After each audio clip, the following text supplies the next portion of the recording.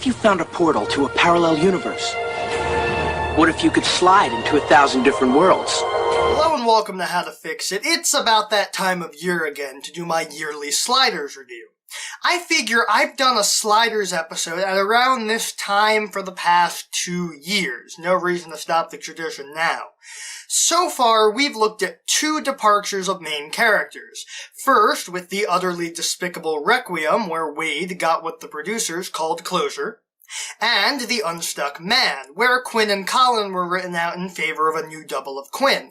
That, had they stuck to their guns, might have been the start of a really good new show, but was of course destroyed by the same problems that plagued the show since the 3rd season. Speaking of the 3rd season, that also featured the departure of a main character that was not handled well. Like, at all. It was a mess, and Sliders fans will know where I'm going with this. The Exodus was the episode that featured the final appearance of John rhys-Davies as Professor Arturo, unless you count an episode filmed before it that was aired a month after because of Sweeps Week or something. And while there are worse episodes to look at, this episode might be redeemable, since for all the crap that the show gets after Arturo left, the cast change might have had some sort of potential. Let's see if it can be fixed.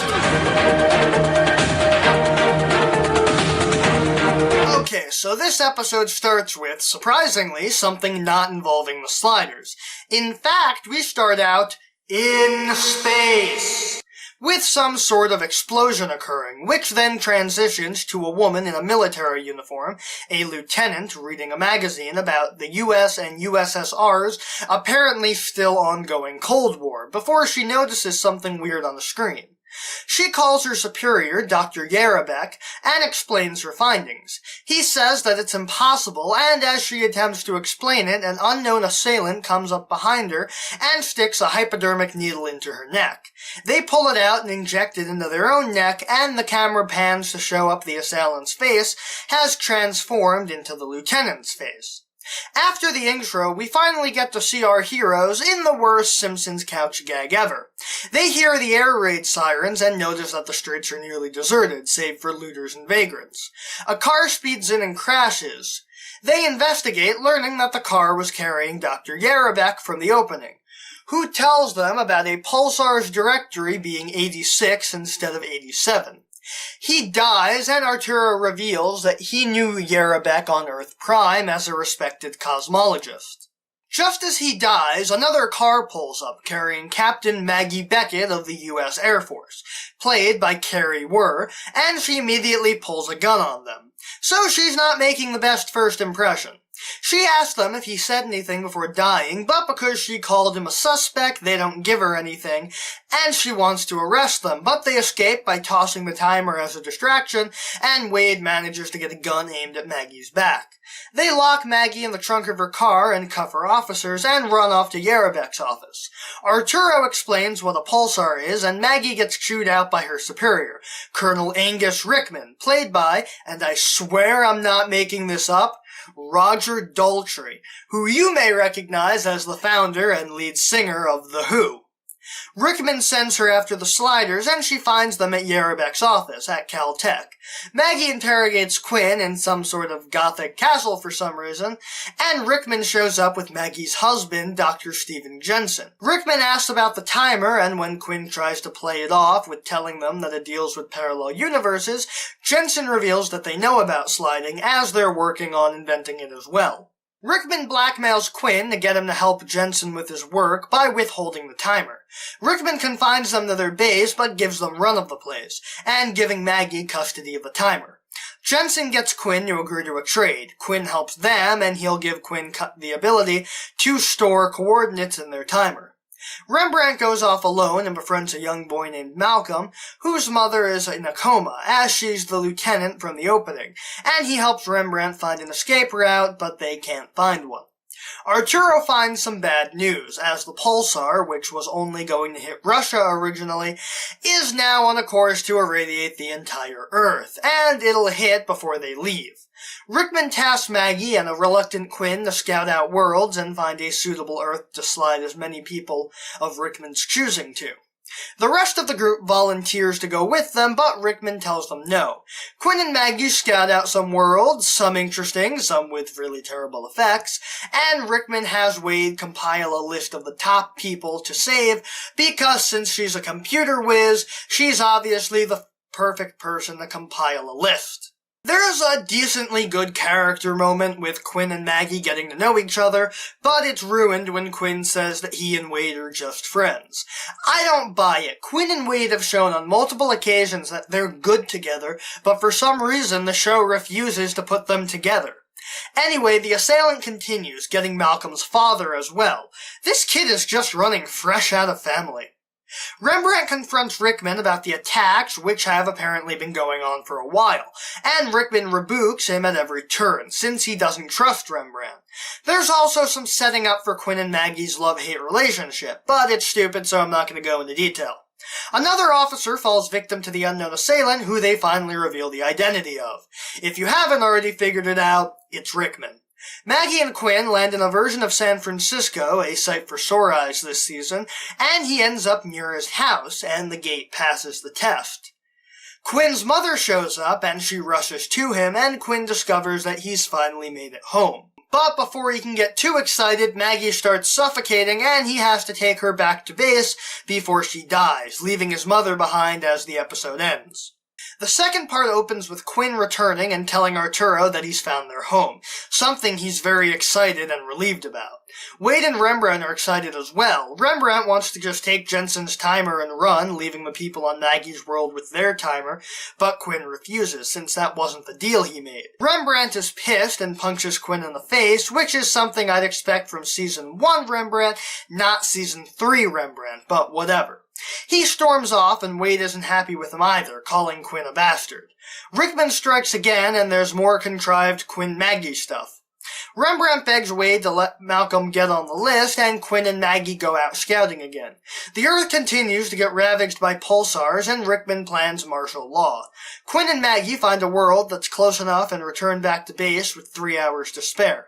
A mob attacks the base and knocks the power off, so Arturo has Quinn gather Wade and Rembrandt. Wade gets Malcolm on the list, and Arturo confronts Rickman, telling him that they can take an extra 100 people, but Rickman refuses, telling Arturo that he has enough people. Arturo goes off to find Quinn, and Rickman attacks him, but Rembrandt and Wade rush in. He's not in a coma, but his mental processes have been slowed. They try to figure out who attacked him, but Arturo can't remember. He does have enough mental power to show the others that all the coma victims, and he himself, have the same puncture wound in the back of their necks. Rickman divides up the people, splitting families apart, and then goes to find Jensen, while Wade and Rembrandt look for Rickman. Wade discovers that Rickman was the victim of a mysterious disease in the Gulf War that attacks the brainstem, and that he was the only survivor of his platoon. They put 2 and 2 together and realize that Rickman is the bad guy, and go off, as Jensen finds Rickman to tell him that the professor's theory was right, and they can bring more people. But he sees Rickman's face change after he injected himself with brain tissue, and so Rickman has to kill him so he can't tell anyone. Rembrandt and Wade get back to Quinn and Arturo and tell them what happened, and they're locked in the hospital. Quinn MacGyvers up a jet-propelled battering ram out of an oxygen tank in a gurney, busting the door open. They escape, and Rickman prepares to slide, after telling Maggie that the mob killed Jensen. Rickman opens his portal, and Quinn rushes after Rickman to stop him. Rickman attacks Quinn and shoots him, but Arturo, using his remaining strength, takes the bullet for him. In his dying breath, he tells Quinn to get them home. So hang in there. Hang in there. You're coming with us. Sliders. They go into the underground catacombs to wait out until the slide, and using Jensen's improvements, manages to track the wormhole that Rickman went into to follow him. They get out just as Maggie's world explodes, and they meet back up with Maggie, telling her that Rickman killed Jensen and caused the comas. She gives Quinn her gun, and Quinn and Maggie rush after him, out for revenge. Rickman catches Maggie and puts a gun to her head, and then he tosses her aside, and Quinn tackles him. Unfortunately, Rickman overpowers him and uses his timer, with Earth Prime's coordinates, and escapes to another world. They hold a memorial for Arturo and prepare to go off to stop Rickman, with Maggie joining the team for better or for worse as the episode ends. The idea isn't inherently flawed. A world about to be destroyed and the Sliders have to deal with helping a group of people they just met, and then the conflict brews even more when it's between saving them and going home. The problems brew in from the specific writing and characters. John Rhys-Davies has a writing credit on this episode, and I can't imagine that the final version is what he had in mind at all. But some stuff is good, like the way Jensen gets Quinn to agree, not through blackmail, but through you help us not die and I help you in your quest to get home.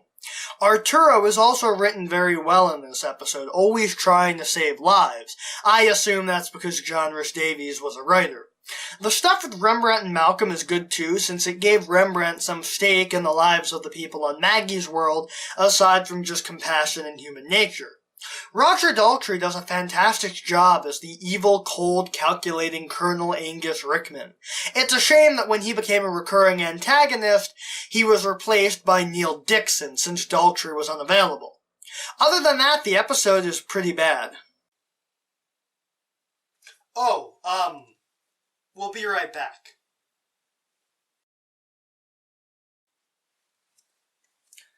And we're back.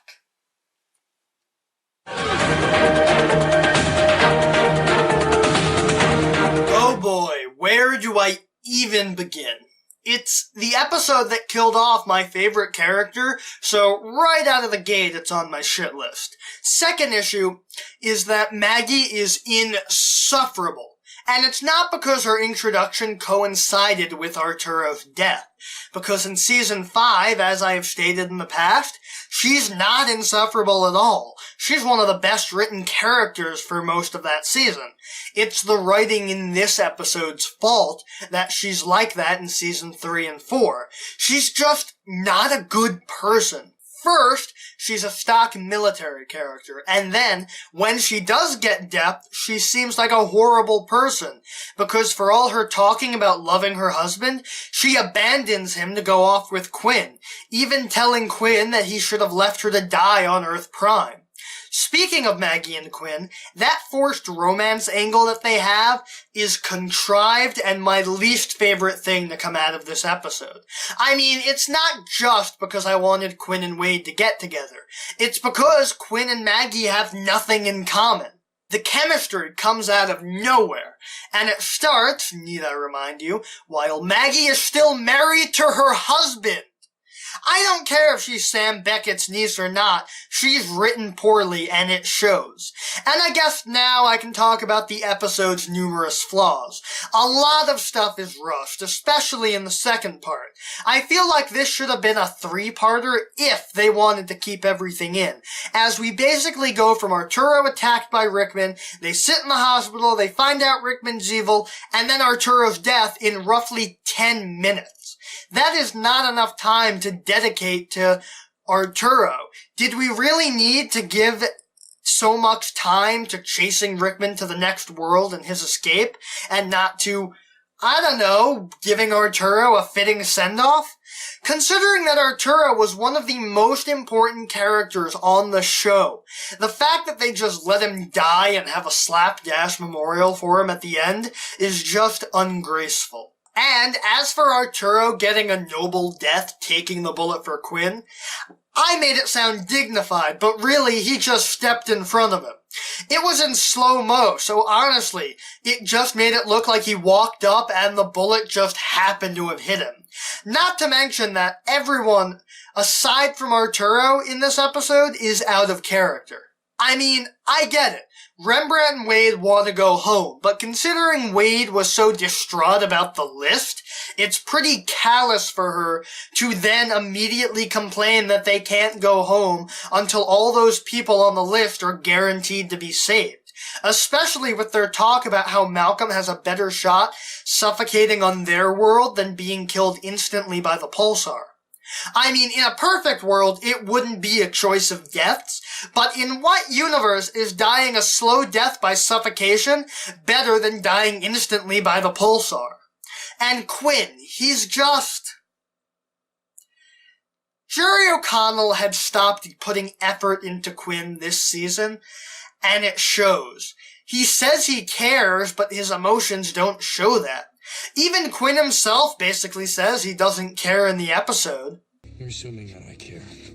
No, I'm not assuming that you care, and I can't blame you, and I like you as an actor, but you could have saved the episode if you put in an ounce of effort that you had put in during the first 2 seasons. Overall, the episode has weak writing, out-of-character moments, and it seems confused as to what the main focus is. Is it the characters? Is it Rickman? Or is it the pulsar? I mean, it had a really good idea at the beginning with the Russia-US extended Cold War, and then they just brush it off after the pulsar hits. Why was that dropped? That was actually a good plot point. Also, all the Rickman brain tissue stuff is stupid. It's not explained until the very end, and honestly, Rickman could have had other motives for what he did that doesn't involve vague brain parasites. I mean, it's like those bluegill parasites from Star Trek The Next Generation that were just dropped after Conspiracy. Wait a minute. I think Tracy Torme wrote that episode. Does David Peckinpah have to ruin every idea that Torme has? Also, despite the fact that I did say I liked Rickman, a lot of the stuff he does is stupid. I mean, how did it take everyone so long to notice Rickman was evil when he was so obviously deliberately ignoring all the attacks on his base? For as rigid as he was about the protesters, he sure didn't care that someone on his base was up to no good. I mean, not even a scapegoat like Barusa had in The 5 Doctors. This episode is really bad.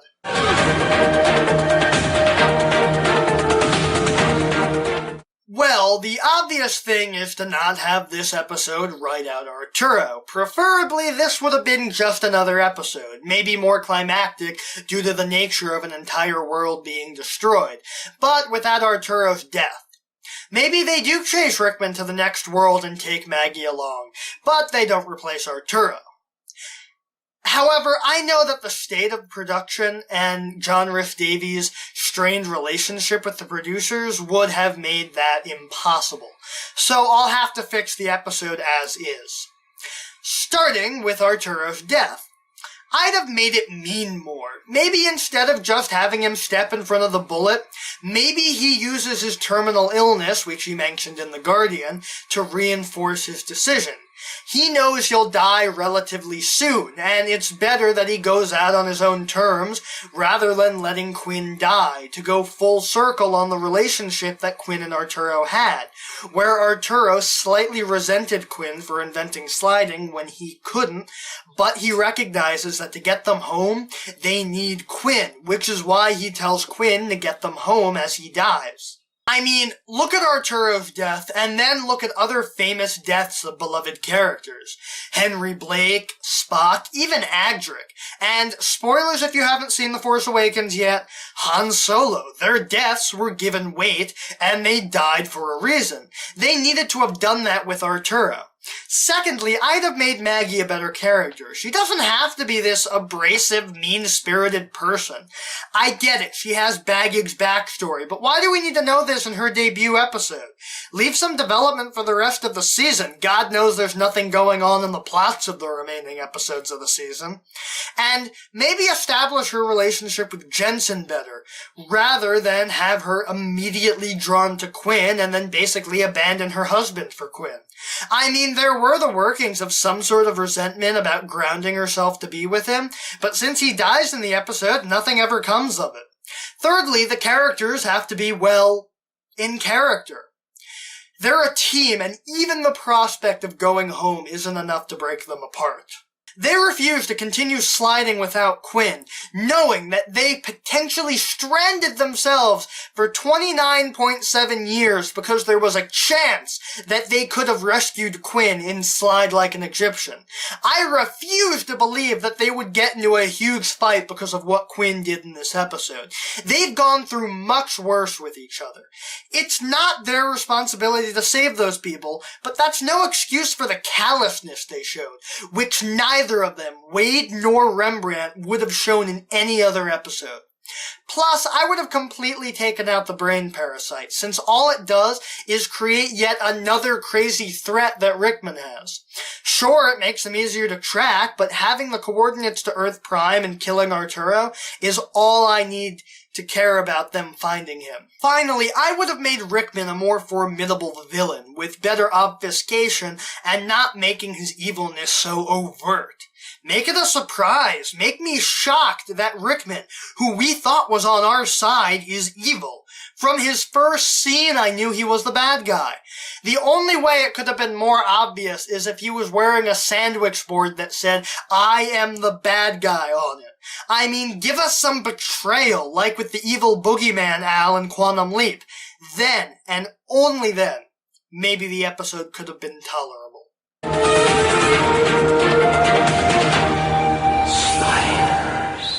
And that was The Exodus. This is probably my least favorite episode, apart from Requiem.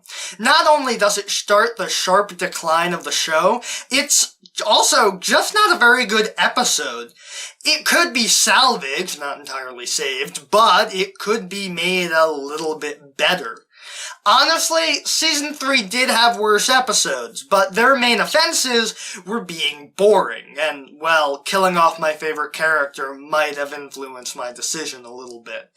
But hey, maybe it was for the best. If John Rhys-Davies had stayed on the show, he might not have been able to be Gimli in the Lord of the Rings movies, and I wouldn't want the world to be deprived of that.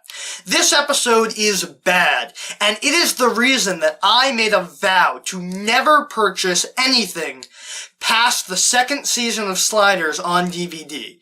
Not even if it's in a collector's set of the entire series. Michael, you got a package. Oh, what is it? It's a DVD set. Oh, hey! It's the new Mill Creek release of the entire series of Sliders. Well, you see, I won a contest, and this is really nice. Oh, hey! This is the set with all of the episodes in production order. Nice! Can you hold on a few minutes and just let me finish this video? Oh, sure. Right. I said I'd never purchase it. I entered a contest and I won it, so my morals are still intact. Anyway, that's all the time we have for today. If you'd like to see more of how to fix it, you can hit the subscribe button. And if you have any comments or complaints about the video, you can put those in the comment section below. And if you enjoyed this video, show it to your friends and share it around the internet. And maybe consider supporting the show on Patreon. I've got some Sliders to watch. See you next time.